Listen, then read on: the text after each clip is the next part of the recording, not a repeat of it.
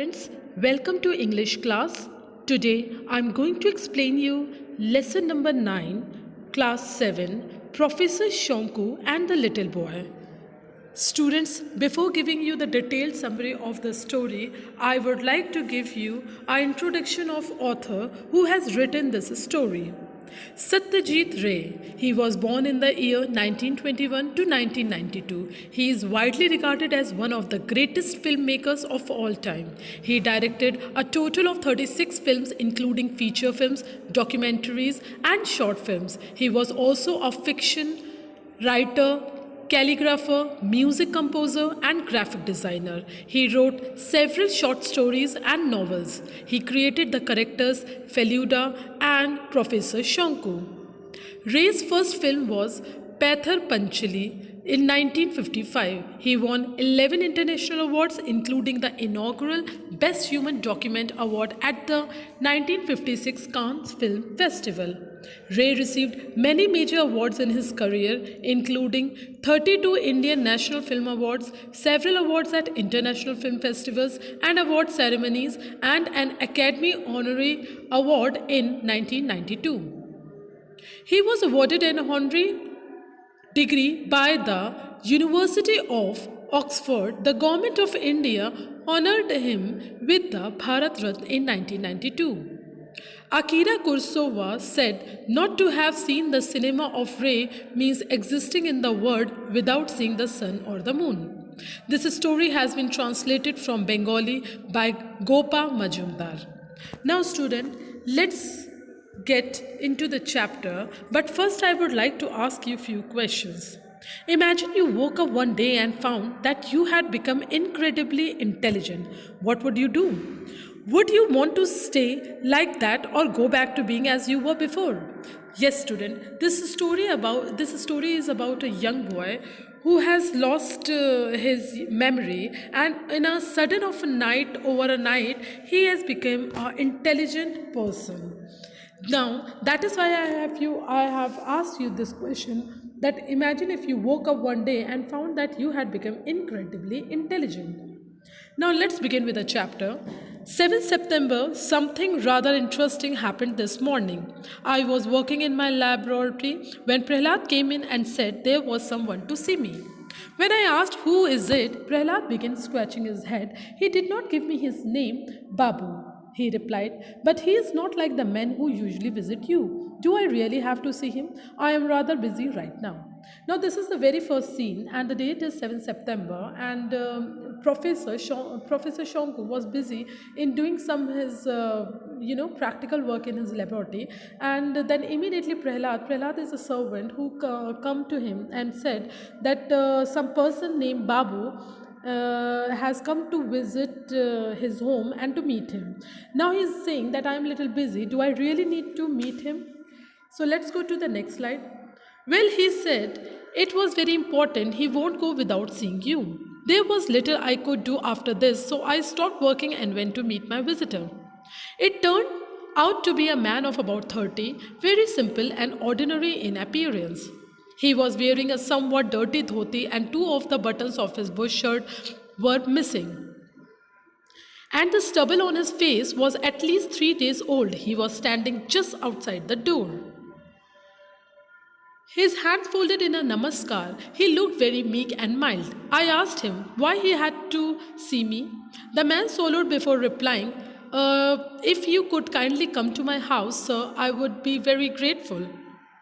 Now, in this, in these lines, the author is explaining that somebody has come to meet a professor whose name was Babu, and he is approximately about 30 years and looking very ordinary and simple person. And his bush button are missing, and he was looking very lean and very down to earth. And his hand is folded in namaskar form, and he wanted to meet on an urgent basis to professor.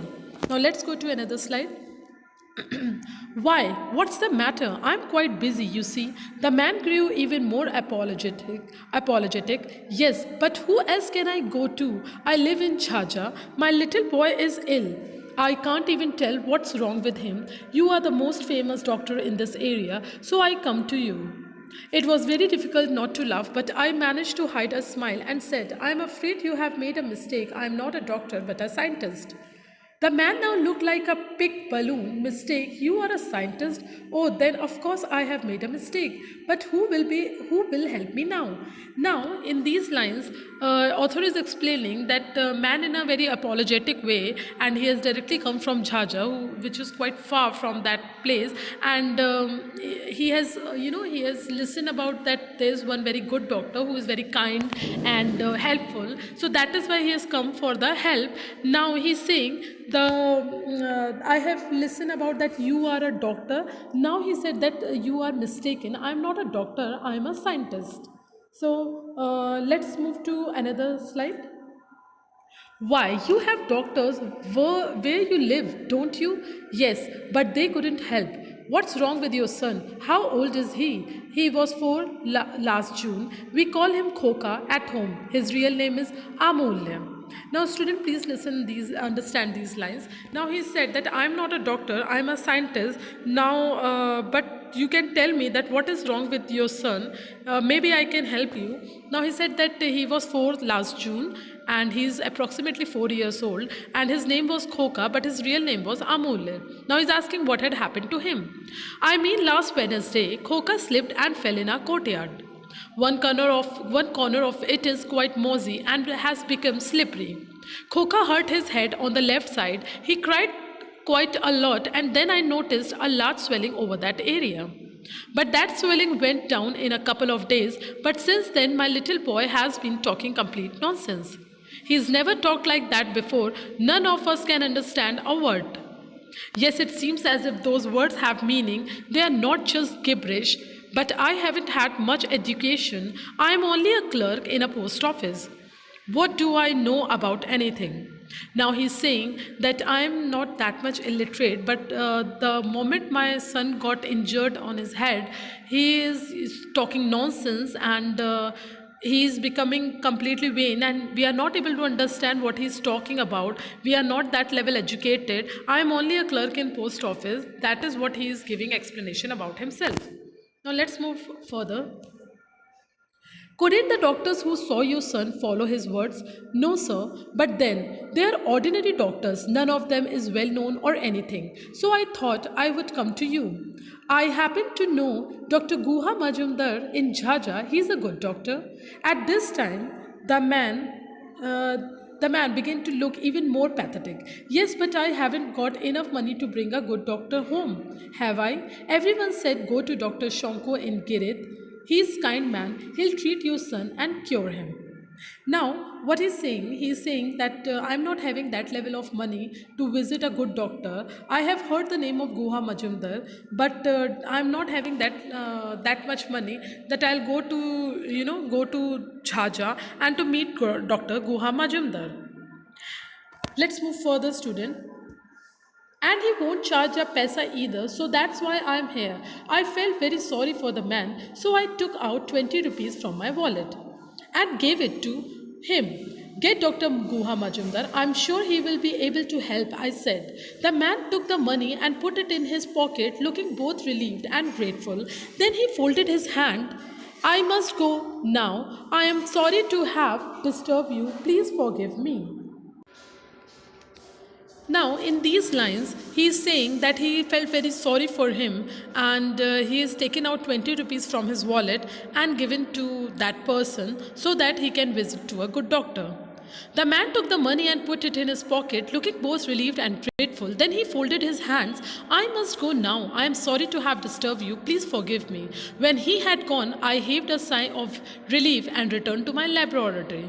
How could the local people think I was a doctor? The thought was as amazing as it was amusing. Now he's saying that it's so amazing and amusing that I am a scientist and people think that I am a doctor. This is such a sarcastic thing to understand. Now, but his situation was quite pathetic, so that is why he helped that person.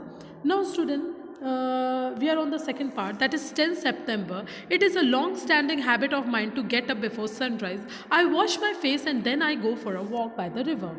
This morning was so exception. When I returned after my walk, I found Dr. Pratul Guha Majumdar from Jhaja waiting in my living room together with the same man. Now, every day, this is the 10th September time, and every day he go for a walk. And when he returned back, he saw that Dr. Guha Majumdar from Jhaja sitting in his living room. Please move further. Who had visited me 3 days ago. I felt perfectly taken aback. Dr. Guha Majumdar is usually quite cheerful, but today he was looking solemn and worried. He rose as he saw me come in and said namaskar. Then he added, "You might be happy to pass this case on to me, Professor Shanku, but I find it impossible to treat this patient." I called Prahlad and told him to bring some coffee.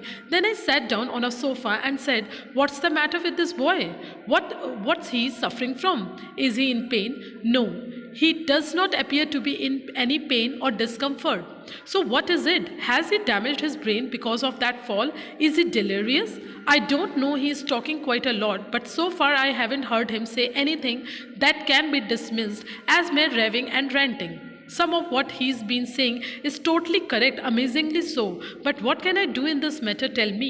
Now he's saying, Dr. Guha Majumdar, that it's very easy to pass this case on me, Professor Shanku, but it's very difficult to treat this boy because he is talking apart from his age.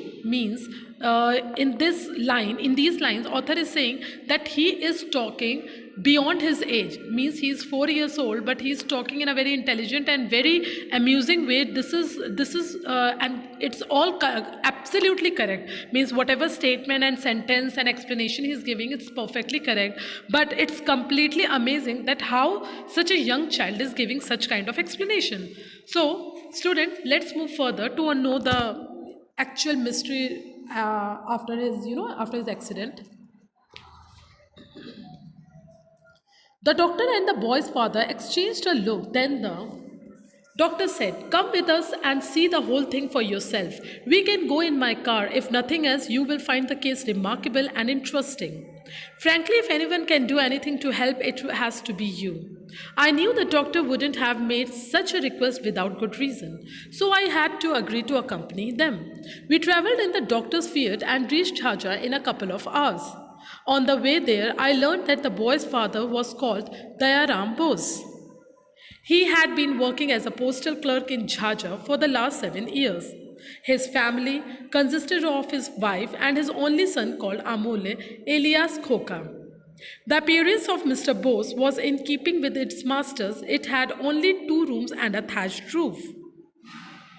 Now, student, in these lines, we have to understand that Dr. Guha Majumdar is requesting to Professor Shanku to please visit to his home and see the actual condition of that boy so that you understand what I'm trying to explain you. So, Professor understood that doctor is requesting that there may be a good reason. So he accompanied with him in his car and visit to that boy house.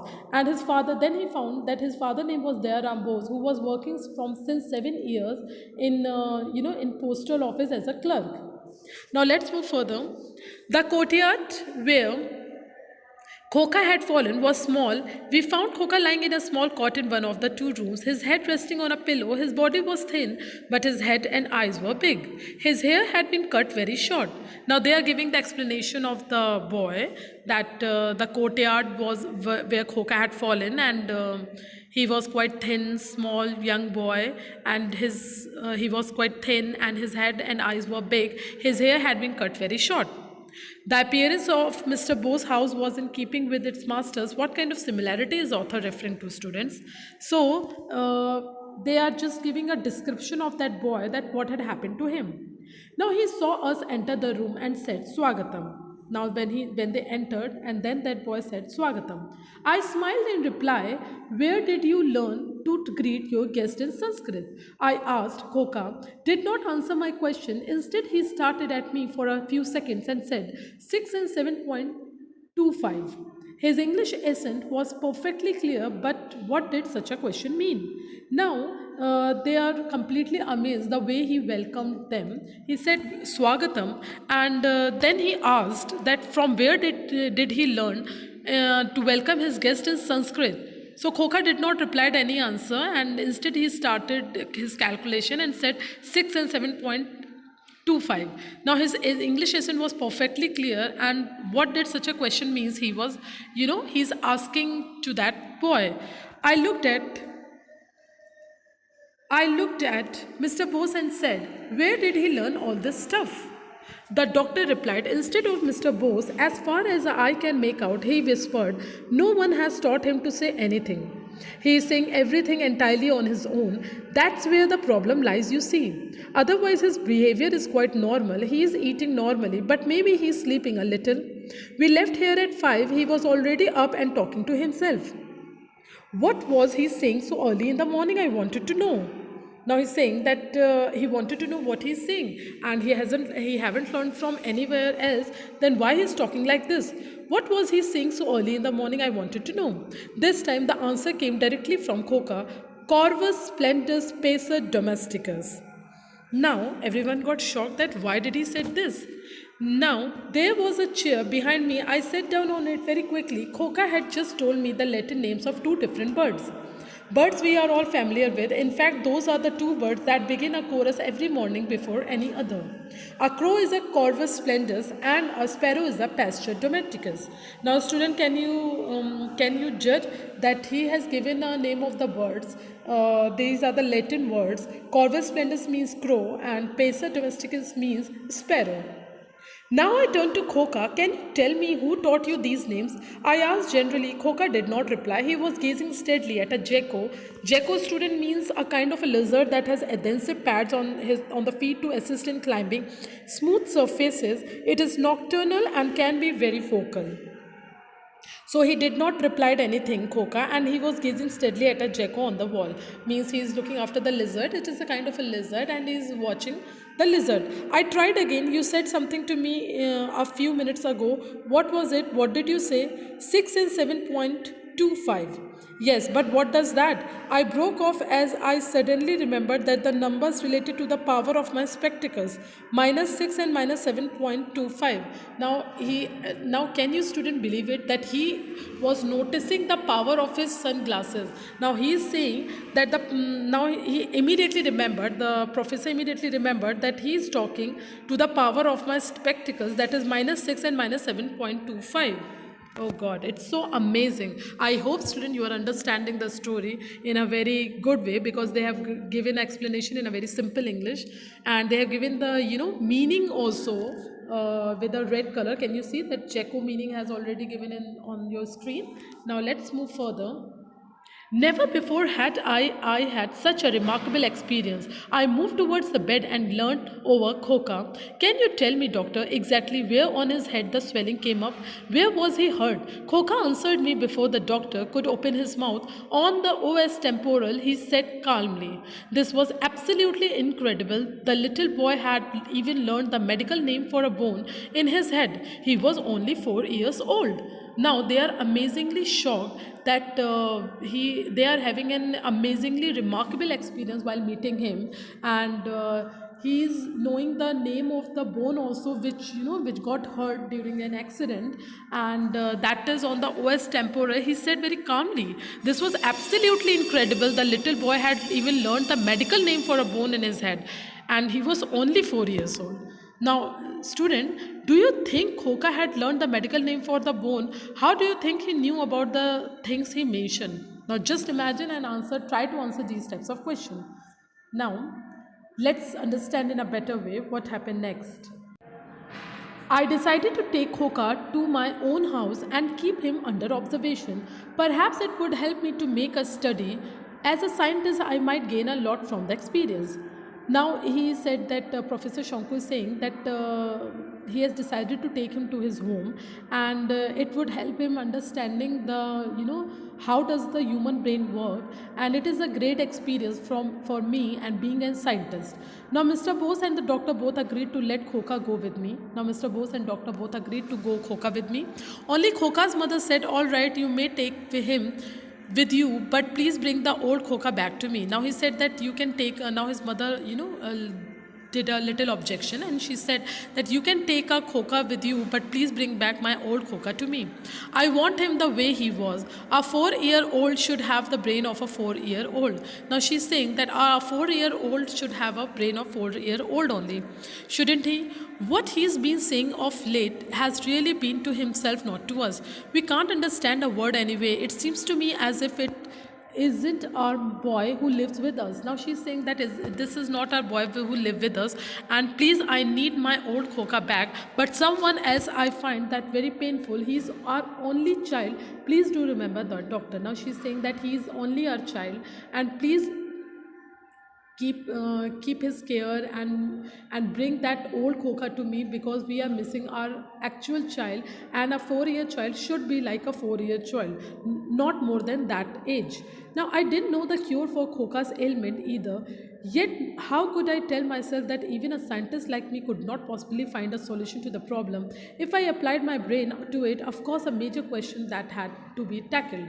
Now he's saying that yes, I am a scientist, but for my type of scientist is also, it's very difficult to solve this major problem, and to answer her question what she's demanding from me. Now I don't know how to do the ailment, but I will try my level best.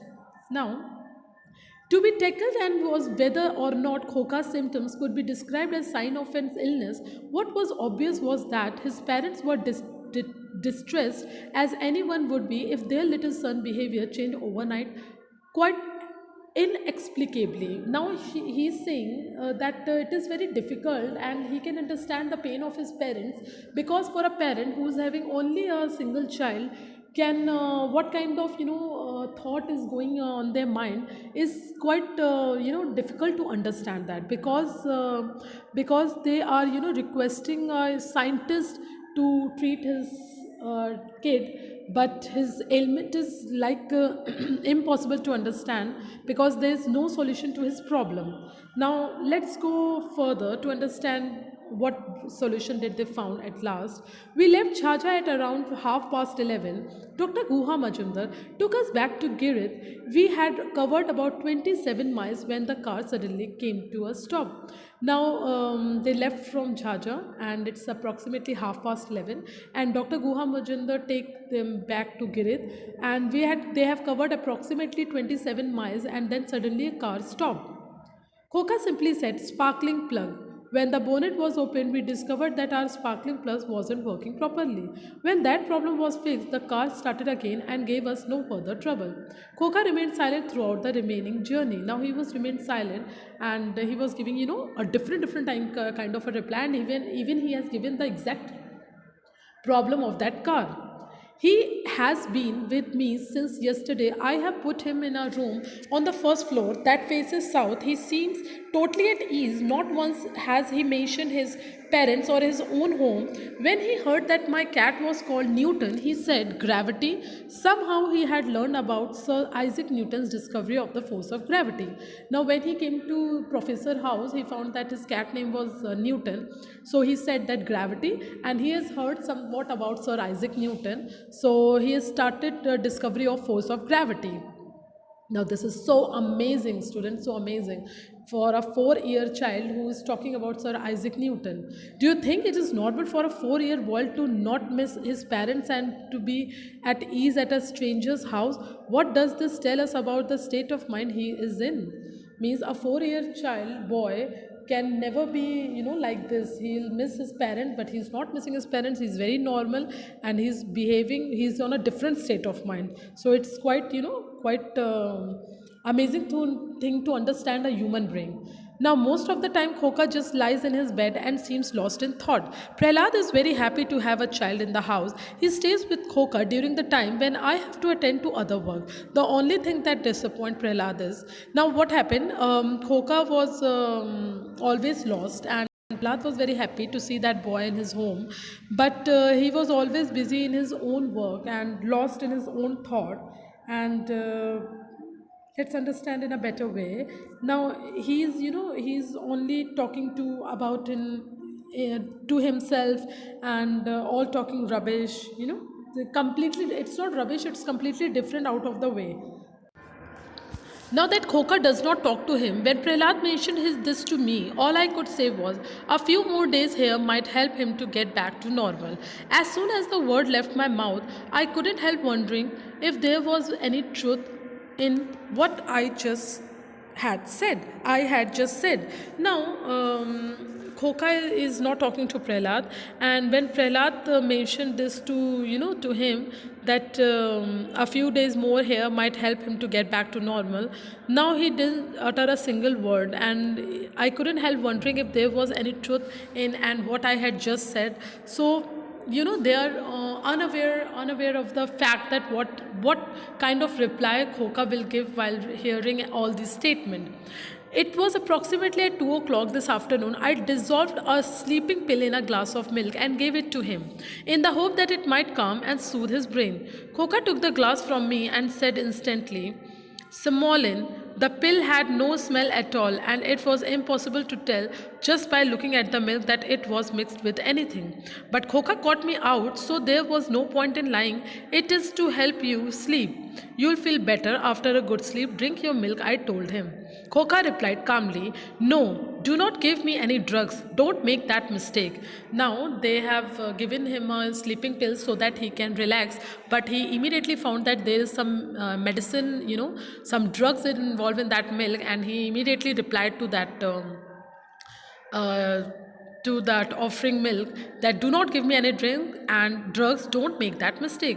How do you know that I am making a mistake? Can you tell me what's wrong with you? This time Khoka said nothing. He just stared out of the window. I went on, are you ill? Do you know the name of the disease? Khoka remained silent. Heavens knows if he will give me an answer to that question. I will have to do a lot of reading myself and try to find the truth. Now he said that I have to do a lot of reading and understand what is the truth behind his disease. Do you think Khoka condition could be termed an illness? Let's understand. Now it's student September, and from this morning, Khoka's knowledge about most things seems to have grown tenfold. I spent a long time yesterday going through a lot of medical and scientific books. Now it's 11th September and morning time, and he's researching about the Khoka's intellect level and to read a lot of medical scientific books, but couldn't get nowhere near learning anything about Khoka's strange illness. In the afternoon, I was in my study upstairs reading a huge tome on brain disease when suddenly I heard Khoka's voice. You won't find anything in there, he told me. Now, he immediately said to Professor that you won't find anything from that book, so please don't waste your time while reading those books. Startled, I raised my eyes to find him standing before me. I had no idea that he had left his room. Until that moment, he had shown no interest in leaving his own room. Now Professor got amazingly shocked that how he immediately come in front of him and said that there is no material you'll find in these books and you are wasting your time. I shut the book. Khoka's tone held such a note of authority that there was no way I could ignore it. If an old man of 60 had told me that a book written by an eminent scientist did not contain the information I needed, I might not have believed him. But a few words spoken by a 4-year-old child instantly made me put the book away. Now he immediately put that book away and he got, amazingly shocked that. How can a 4-year child is saying that you will find nothing in that book? Now he put the book away. Khoka paced up and down for a while. Then suddenly he turned around to face me and said, Terminium phosphate. Now he immediately, turned his face and said, Terminium phosphate. How extraordinary. How did Khoka know the name of the new acid I had made? Now he was shocked that how he know the name of that acid that he has made, and it's very strange for me. It's very strong acid, I said to him. Now he said that it's a very strong acid. Oh no, I now please let's move further. Oh no, I had no wish to take him there. In his present frame of mind, he should be nowhere near those potent acid and gases. Heaven knew what he had to do when he saw them. Now he's saying, Professor is saying that I am not interested to take him to my lab because those are the dangerous and the strong acids and gases, which is not good for his state of mind because he is not in his actual condition, and then it's not a good idea to take him to the laboratory. After a few seconds of indecision, I finally said, "What will you do there? It's full of dust and it smells pretty foul. There are some awful chemicals in there." Now he said that no, it's not of any use to go in lab, and it's very dirty and it's not good for you. So we should not, visit laboratory. Now, luckily, Khoka said nothing and resumed his pacing. Then he found a globe on my table. Now, he said nothing and he found globe on the table. Can you see the picture? He is looking after the globe and began twirling it. The paint on it had worn off over a portion near South America. Now, he's rubbing and a portion of South America got rubbed. Some of the names had therefore disappeared completely.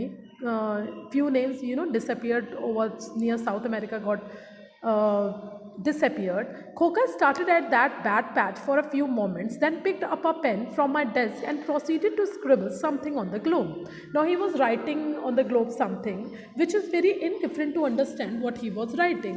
When he finished, I took out a magnifying glass and peered over what he had written in a minute letters. The words were Salvor Jacobina, Campobello, Itabuna. Now those were the names that have been missing. Now can you believe it, student, that how intelligent and over intelligent he has become? That he has what he was scribbling on the globe, he was writing the words that were missing near the South America. After that, Khoka began talking again and went on all day. He mentioned Einstein equation, my own polar Ripplein theory, told me which valley on the moon was the biggest, which mountain was the highest, why there was so much carbon dioxide in the atmosphere of Mercury. He even told me what germs were flying around in the air in my room, in between giving me all these pieces of information. Just imagine a student, all these information. He took some time to sing an entire Carnatic raga and recite a whole passage from Shakespeare's Hamlet, starting with to be or not to be. Now he has given the complete translation of Shakespeare. Hamlet. Hamlet is, a novel which was written by Shakespeare, and he is starting with to be or not to be. And now this is a very extraordinary child, student, very extraordinary. Now let's move further to understand what happened next. Around 4 p.m. I asked Prahlad to sit with Khoka and went on to my room to finish some work. Prahlad happened to fall asleep. When he woke, he couldn't find Khoka anywhere in the room, so he came running to me. Now what happened at 4 p.m. Prahlad sit with Khoka, and professor asked him to sit with Khoka and do not let him go anywhere else. But Prahlad happened to fall asleep, and when he woke, he couldn't find Khoka anywhere in the room. Now everyone rushed downstairs to look for him. Khoka had clearly slipped downstairs when Prahlad was asleep, for we found him trying to push open the locked door of my laboratory and peering through a little crack. Now student, peering is peeping. He is peeping from a broken laboratory window, and he's looking outside. I did not scold him. All I did was grab his hand and say, "Let's go and sit in the living room." Now he's grab his hand and said, "Let's go and sit in the living room." He came with me like an obedient child and sat down on a sofa. At that moment, my neighbor Avinash Babu turned up. Now, on that moment, Avinash Babu, some neighbor, came to visit him. Now, I did not welcome his arrival. Avinash Babu loves spreading gossip. Now he did not welcome Avinash Babu because he is a gossip person. If he saw Khoka and realized that this little boy was very different from any other, he would go and tell me whole town. Naturally, everybody would wish to meet his extraordinary child, and my house would turn into a fairground, its chief and only attraction being Khoka. Now, he said that Khoka is a very extraordinary child, which is going to be a very now it is needless to say about Avinash Babu because he is a gossip person, and if you found that Khoka is a very extraordinary child, then he is gonna spread news all over the area. And it was surprised to find Khoka on the sofa. "Hey, where did he come from? I don't think I have ever seen him, Girit," he exclaimed. Now he said that I haven't seen this boy, and who is this boy? "He's come to stay with me for a while," I said quickly. Now he said that he come to stay with me, and he's my father. He's his father, my cousin. Avinash Babu tapped Khoka's cheek lightly, as one does sometimes with small children, and asked, "What's your name, dear boy?" Now he asked to that boy while catching up his cheek lightly, and he said, "What's your name?" Khoka started solemnly at him for a few seconds. Then he simply said in a very, in a very polite way, he said, "Acromorphic cerebratonic." Now, Avinash Babu gave a start and widened his eyes. "Oh my God, what kind of a name is that, Mr. Professor?" Now he said that what kind of name was that? He has never heard the name like this, ectomorphic cerebrotomic. He gulped. Now let's move further. I smiled. "That's not his name, Avinash Babu. What he's just said is a scientific description of your physical appearance and behavior. His real name is Amule Kumar Bose, but everyone calls him Khoka." Now, basically, it was not his name. He was giving a description of Avinash Babu physical structure, and then he said that his name was Amule Kumar Bose, and everyone calls him Khoka. A scientific description, Avinash Babu still sounded totally taken aback. "Are you now drilling your own theories into tiny tots?" He mocked. Now he said that, "Are you, are you doing the experiment on children also?" I would probably have ignored this jibe. Jibe means an insulting and mocking remark, and remained silent. But Khoka made a reply before I could say anything. But Khoka replied, "He has not taught me a single word," he declared, and refused to speak anymore. Avinash Babu's face grew a little grave. He left soon afterwards without having a cup of tea or coffee. It seemed pretty obvious that he would spread the news about Khoka. "If too many people begin disturbing us, I would have to tell the police. The local inspector, Inspector Samandar, is well known to me." Now he said that if he'll gonna spread the news, then I have to take a help from police, and the Samandar is well known policeman to him. Now, student, we are going on the next section, that is on the next day, 15th September. Who knew the strange and weird experience with Khoka would end like this? Now, who doesn't know the weird experience? This is the, this is the almost the last day, and who would know that how this day is going to be end like this? Now, I go no chance at all in the last couple of days to write my diary. Only I can tell you how much stress and anxiety I have had to suffer. The reason was simply that my fears turned out to be well founded. Avinash Babu did go around everywhere talking about Khoka and describing the way he behaved. The same evening, curious visitors began making inquiries at my house. Khoka was in his room on the first floor. At first, I tried to get rid of these unwelcome visitors by telling them that Khoka was asleep, but naturally, I could not pretend that he was sleeping all the time. At around 8 o'clock, when my living room started to look decidedly means undeniably crowded, and most people declared that they would not budge until they budge means make the slightest movement, means they all are. Mr. Avinash Babu, as usually, he has spread the news everywhere, and then all the people of that area have come to visit him, even the media person also, and that was a very, a very difficult situation for Professor, because he wanted to do the experiment, but all of a sudden, so many people have come, and he can not all the time he can say that boy is sleeping. So ultimately, he asked to move so that. He get rid from that people, but they said that they will not even would not move a little movement from this house till the time they will not meet that boy. Now, student, I hope you can understand what Avinash Babu did actually. Now, uh, I was obliged to bring him downstairs. At once, everyone fell upon him, trying to get a close look. This time, I had to put my foot down. "Look," I said as firmly as possible, "he is only 4 years old." Now, everyone is, creating a crowd. So, he said that he is only 4 years old. Don't create a mock over here. If you are crowded around him like this, you'll cut off all the fresh air. He'll certainly fall ill if you don't let him breathe. At this, someone shouted, "Why don't you take him outside in the garden?" This seemed a good idea, so I took him out so far. Khoka had not stepped out of the house. As soon as he found himself in the garden, he began talking, rattling off the Latin names of every plant, bush, tree, leaf, and flower he could see. Now he was, as soon as they have taken him to garden, he started taking the Latin name of all the plants and bush and trees, leaf around him. Among the visitors was Father Galway, the headmaster of the local missionary school, who happened to be a botanist. The extent of Khoka's knowledge of botany stupefied him. Stupefied means shocked and shocked him. Now I saw him sink down in my wicker chair. Wicker means twigs woven to make furniture. All of this happened the day before yesterday. All this was happening a day before yesterday.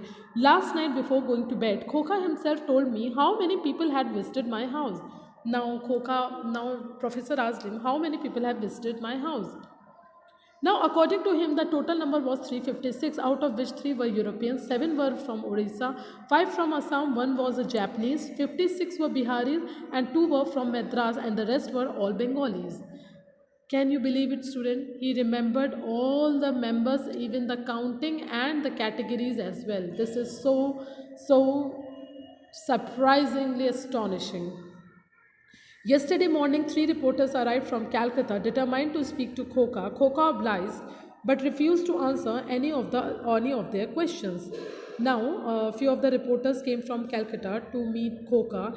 They have asked many questions, but he refused to answer any of the questions. All he had told them individually was how much newsprint and ink their paper used, how many lines of news were printed in each issue, and the total number of papers printed. One of the reporters was accompanied by a photographer. At one point, I saw him raise his camera and flash gun to take a picture. Don't use the flash, Khoka told him. It will hurt my eyes. Now he said, do not take my picture, it hurt my eyes. The photographer smiled, just one photo, Khoka Babu. He said using a babyish tone, you'll look very nice in this photo. You see, said that let me take one photo and you will look very nice. He then proceeded to take a picture, but the flash refused to work. There was nothing wrong with the bulb. As it turned out, as many as 7 bulbs were used, but the bright flash were expected each time just didn't appear. In the evening, another gentleman arrived from Calcutta. His name was Samiran Chaudhary. He said, what can I do for you? I asked. I turned out that he was an impresario, that is to say, he arranged shows for a gift singers, musicians, and dancers. He wanted Khoka to do a show of his own at the New Empire Theatre in Calcutta. Now, one person has came whose name was Samiran Chaudhary, and he arranges singers, musicians, and dancers, and he wanted that Khoka should come and do the performance in New Empire Theatre in Calcutta. He could answer questions from the audience, do complex mathematical sums, rattle off a few Latin names, sing and recite poetry. This would not just make him famous but also give him an income. Depending on his success here, he could even be sent abroad one day. Now he said that one day he will send to abroad with his unique, extraordinary intelligence. Now, student, let's move further to know what happened next. Why do you think so many people wanted to see Khoka? How do you think Khoka felt about this fanfare? I cannot accept your proposal, I said, without consulting Khoka's parent. All I can do is give you his father's name and address. You may go and see him. Now he said to Samiran that he cannot give permission. You better take permission from his parents. If they allowed, then only you asked him to perform any performance on stage. The evening wore on and it soon became dark. Khoka was still facing an audience of nearly 500 people and making astounding remarks, but suddenly he said in a low voice, Mir ist mute. It happened to know several languages. German is one I am quite familiar with. I could understand Khoka's word. He was telling me in German, I am tired. Now, mir it's mute means I am tired. It's a German word. I did not waste another minute. The audience was told that Khoka was going to return to his room. He wanted to rest. Now he wanted rest and he got tired, and so he doesn't want to talk to the people. People might have raised objection to his sudden departure, but the presence of a few policemen eased the situation. Now, immediately he left from the stage, and people, get annoyed, and but because of the few policemen, they controlled the situation. I kept Khoka in my own room that night. Around midnight, he seems to be fast asleep. I put my book away and switched the light off. He switched off the light, and I was feeling quite depressed. I like peace and quiet. Handling large crowds in the last couple of days had made me tired too. Although normally I don't get tired that easily, in the past I have had to work through the night for as many as 4 nights in a row on one occasion and still not felt any fatigue at all. The truth was that I was worried about Khoka, admitting to feeling tired. Now he was worried about Khoka, and he was also tired with meeting so many people. So he also wanted to take some rest along with Khoka. What was going to happen to this extraordinary boy? I could take him back to his parents, but no one would leave him alone. would they? Curious spectators would start hounding him, even his own house. Means he's saying that I can leave this boy back to his home, but I know the curious suspectors will not leave him alone and and will follow him to his house also. So he's worried about that boy. Now let's move further. The story is quite lengthy, student, but it's easy to understand. It's not that difficult. So he was worried about the Khoka, and he's wondering that one curious suspectors would start hounding him even in his house also. Beside, the whole point in bringing him here was to get to the bottom of the business. I could consult a specialist, but even that was not likely to help. Even before I had heard about Khoka's case, I had read quite a lot about brain disease. Over the last few days, I had finished reading 11 books that spoke nothing but possible abnormalities of the human brain. Now he studied a lot of books and he has came to that abnormalities of the human brain. Now, nowhere did I find any mention of a similar case. There is no doubt that what was happened to Khoka is unique and hitherto unknown to men. Now, it is a unique problem, and he has never studied this type of problem ever in any of the book. Do you know what a child prodigy is? Do you think Khoka can be called a prodigy? Now, turning these thoughts over in my head, at some point I must have fallen asleep. What woke me up was a clap of thunder. I opened my eyes to see lightning flash frequently and heard a rumbling in the sky. The room lit up as there was another flash of lightning, and in that split second, I happened to glance at the other bed in my room. Khoka wasn't there. I jumped to my feet, and old instinct made me lift my pillow and look for the bunch of keys I would have kept there. Now he was searching, and suddenly he found that Khoka was not there on the bed. The whole bunch was gone. Now that there is a bunch of keys, and he has taken that bunch of keys along with him. Without losing another moment, I ran down the stairs and went straight to my laboratory. Its door was thrown wide open, and a light had been switched on. He went to the laboratory, and the room was his room was open, and he was worried. I stepped inside. What I saw froze my blood. It froze my blood. Khoka was sitting on a high stool facing my work table. In front of him, laid out in rows, were bottles of poisonous and lethal acids. The Bunsen burner had been lit, and in a flask placed next to it. It was a liquid of some kind. Now it is a liquid some kind, and without taking anyone's permission, he get inside the laboratory. It appeared to have been heated in the last few minutes. Khoka was clutching the bottle that contained terminal phosphate. Now, can you see the picture, student? That he is carrying a bottle. In that bottle, there is terminal phosphate, which is a very strong acid. He tilted the bottle and poured just a few drops into the flask. At once, coils of yellow smoke began rising from the mixture. The moment he poured that liquid on the flask, a yellow smoke came out from that flask, and filling the room with sharp pungent smell. My eyes started smarting. Student means stinging pain, and it's very strong acid. That's why his eyes was getting smarting. Khoka realized I was in the room. Now then he realized that he was in the room. He turned his head to look at me. Where's the anhilin? He barked. Anhevilin. Khoka wanted my anhevilin. It was the most potent acid of all. I kept it on the top shelf of a cupboard, and that cupboard remained locked most of the time. But then the bottle that Khoka had already managed to get hold of contained enough material to destroy at least 30 elephants at a moment. Get me the anhebillion, he commanded. Now I need it. Now he said that I want anhebillion and you give it to me. I tried to control my emotions. Khoka, I said slowly, walking towards the boy, all these things that you are handling are quite harmful. Now he's saying that these all things are very harmful. Please keep them down. If a single drop falls on your hand, it will burn your skin. You will feel a lot of pain. Let's go back upstairs to my room. Come on. I stretched a hand towards him. Khoka responded by suddenly picking up the bottle of termium phosphate and raising it over his head, as if he would thrown it at me if I took another step forward. Now he took up the bottle, and he felt that he was taking up the bottle like as if he's going to throw it on me. If he did that, I knew that I would be permanently crippled, if not dead. If Professor knows that if he'll throw it on him, then he will be completely crippled. If he will not be dead, crippled means unable to walk or move properly, what you can say, a lost, a handicapped person, a kind of an handicapped person, yes. Now let's move further to know that he has actually thrown a bottle of that acid on Professor Khoka or not. This time Khoka spoke through clenched teeth. Clenched teeth means teeth pressed tightly together with an anger or determination. The bottle still aimed at me. Give me that anhiblin if you know what's good for you. There was nothing that I could do to get out of the situation.